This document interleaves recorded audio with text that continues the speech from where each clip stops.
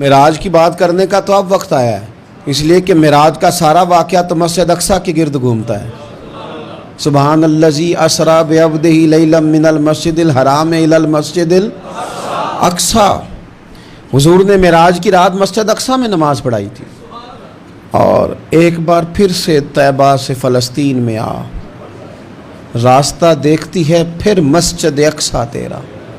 ایک بار حضور گئے تھے مکے سے مسجد اقصیٰ، اور پھر حضور فرماتے ہیں جب میں واپس گیا نا تو کفار نے جو کہ مسجد اقصیٰ دیکھی ہوئی تھی تو مجھ سے پوچھنا شروع کر دیا کہ مسجد اقصیٰ کی کھڑکیاں کتنی ہیں، دروازے کتنے ہیں، پلر کتنے ہیں۔ جب انہوں نے سوال جواب کیے تو حضور فرماتے ہیں کہ رب کریم نے مسجد اقصیٰ کو اٹھا کے میرے سامنے رکھ دیا۔ میں دیکھتا جاتا تھا، بتاتا جاتا تھا، کہہ لوں بات کر لوں۔ ایک دفعہ حضور مکے سے مسجد اقصیٰ آئے، اور ایک دفعہ مسجد اقصیٰ میرے نبی کی زیارت کے لیے مکے گئی، حضور کی زیارت کے لیے مکہ شریف گئی۔ اور میرے نبی تو صرف کسی چیز کی طرف ایک دفعہ دیکھ لیں تو وہ رحمت کے پھول کھلتے ہیں۔ مسجد اقصیٰ کی طرف منہ کر کے 17 مہینے میرے نبی نے نماز پڑھی ہے۔ مسلمانوں پتہ ہی کوئی نہیں، ہماری خبریں ہی اور ہیں، ہمارا درد ہی اور ہے، ہمیں پتہ ہی نہیں بم کہاں برس رہے ہیں، ہمیں یہ خبر ہی نہیں۔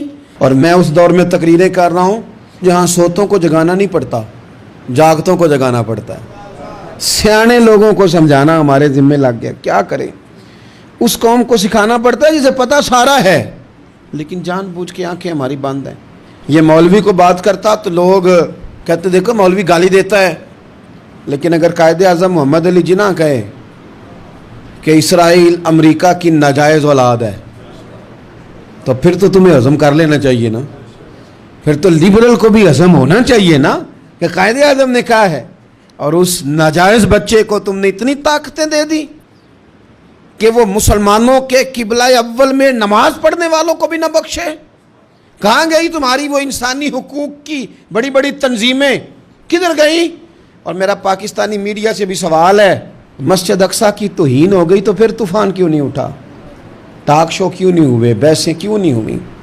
میں اس موم بتی مافیا کا کیا کروں؟ ان لبرل لوگوں کا کیا کروں؟ ان کے سپورٹروں ووٹروں کا کیا کروں؟ ان سیاسی جماعتوں کے کارکنوں کو کیا نام دوں کہ جو فضول بحثوں میں تو وقت ضائع کرتے ہیں، اور وہ مسجد اقصیٰ جس کے بارے میں میرے نبی پاک صلی اللہ علیہ وسلم سے ایک صحابیہ نے پوچھا تھا، یا رسول اللہ مسجد اقصیٰ میں نماز پڑھنا کتنا کو بہتر ہے باقی نمازوں کے مقابلے میں؟ تو حضور نے فرمایا 1000 گنا بہتر ہے۔